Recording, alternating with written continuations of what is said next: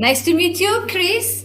We came across Rawlins Design in the New York Times Magazine, where you were listed along other architects involved in residential buildings with modern fires. But I know that Rawlins Design is renowned for numerous design awards. So what are they? Well, let's see. I recall that we received an Architizer Design Award. Wallpaper magazine cited one of our projects for being the 10 best houses of 2022. And we also won a Modernism in America award from Docomomo, which is a modern architecture preservation organization. That's impressive. So I know that your maxim states that a good design is an elegant resolution of demands and opportunities of the given situation. So when talking about residential, about the high-rise apartment in Manhattan, what were the opportunities and what were the demands that you faced? Sure, I think that the hardest part of working in a high-rise apartment is that you're subject to all the limitations of the apartments above and below you. And what that translates to is, you can't just start making holes in the facade and chimneys up the side of the building when a client, asks for a fireplace. You really have to get very creative so as not to sort of violate the integrity of the overall building while trying to get the client, every feature and quality they're looking for in the space. So you had a very clear vision of what you want to achieve. You specified a modern fire, open fire, finished with Calacatta marble. But how about your installation team? How did they manage to put all things together? I mean, finishing the modern burner? Yeah, it kind of was an all hands on deck situation, just in that the fireplace itself is relatively simple, although you have to, take some care with, how you dissipate the heat and so forth. We decided to make our lives interesting by combining this fireplace with a TV cabinet just above it. And so at the press of a button, you can turn on the fire with your fireplace remote control. And at the touch of a button, 2 textured plaster doors slide open and it reveals a very large television set. And so getting there was just a certain amount of care required to synchronize all of these elements into something that was, both beautiful and mechanically sound at the same time. That's right. So integrating a fire with a media wall is like creating an eye-catching wall. So, but at the same time, there is a various selection of fireplaces to consider. How do you know what is the best model for this media wall setting? Sure. Well, I had done ethanol fireplaces before. I've worked with a few different companies. And while I sort of appreciated the flexibility of an ethanol fireplace, I wasn't really crazy about the overall design. They were uniformly offered in a stainless steel finish, and just the overall sense of form of these was just not quite up to the level of craft that we wanted.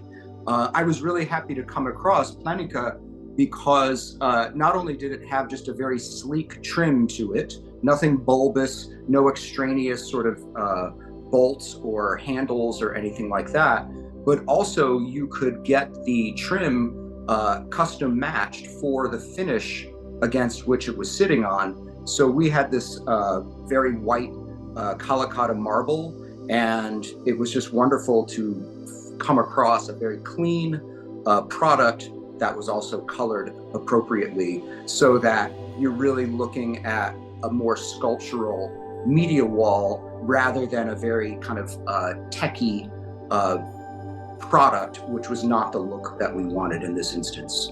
Mm-hmm. That's right. That's what most architects appreciate, the flexibility and customization option just to match the particular color scheme. So what your customer, what did he like most about the project? What was the wow factor for him? Well, this was an apartment for a husband and wife. And as is often the case, the spouses have different priorities. And, he was most excited about this kind of sophisticated hidden television idea. And I think she was most excited about the fireplace. And we realized very quickly that the politics of the situation meant that we sort of needed to hit it out of the park on both respects. And somehow combining it seemed, politic as well. So that's really kind of how this came together was, these are the sort of two big asks. They also have the potential to be the most dramatic elements, and somehow combining them into one would really make the total more than the sum of the parts. It's been said that Planika has revolutionized the traditional boundaries of fireplace placement. So how do you as an architect benefit from this innovative concept? Well, I think it just goes back to, working with the limitations of high-rise buildings. For one, I also appreciate the fact that with a Planika fireplace, you get this sort of very primal delight of warming yourself by the fire, but with really no real environmental problems arising out of that just because of the fuel source. So another question is about the regulations. What were the regulations referring to fireplace that you had to consider? Did you need any approval for fire department or Department of Buildings? Well, fortunately, the Department of Buildings and the New York City Fire Department both looked at these fireplaces, not Planika specifically, but just the category of ethanol fireplaces back in 2007, and each department issued a memo on that, where essentially they say that as long as these are not used as a primary heat source and are placed in a well-ventilated room with proximity to a carbon monoxide detector, they really have no objection to them, and they're not required to be filed, for a particular permit. Now, there are cases where you're going through a management company as well, and there's a certain amount of just education that needs to take place. So it's not like we just sneak one of these in. We always acknowledge that we're doing the fireplace, and then we just include those memos from the Department of Buildings and the fire department, and that has sort of cleared the way for us to install these in New York City. Mm-hmm. Okay, so my another question is, sustainable architecture is increasingly popular, especially with eco-conscious societies.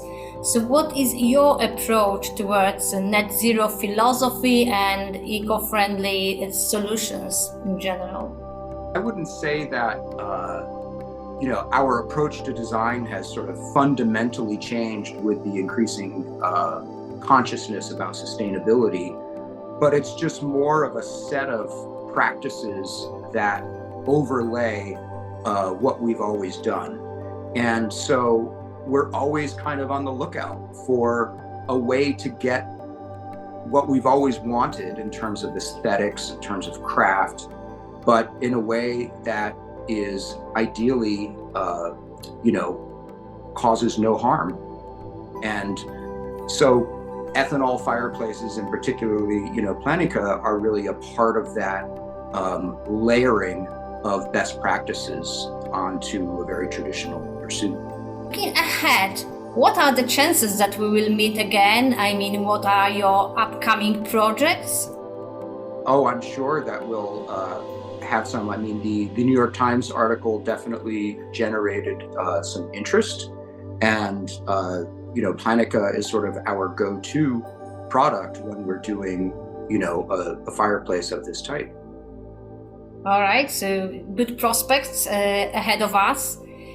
So thank you very much for this short interview and sharing your feelings, sharing your experience that you had with Planika, and we are happy to be part of your project, of course, and we wish to see more of this project in the future.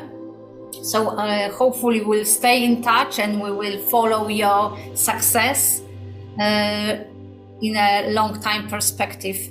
Great. I look forward to it. Thank you. So thank you very much for this opportunity to meet you, and wish you all the best. Stay in touch. All right. You take care. Yeah, thanks. Bye-bye. Bye.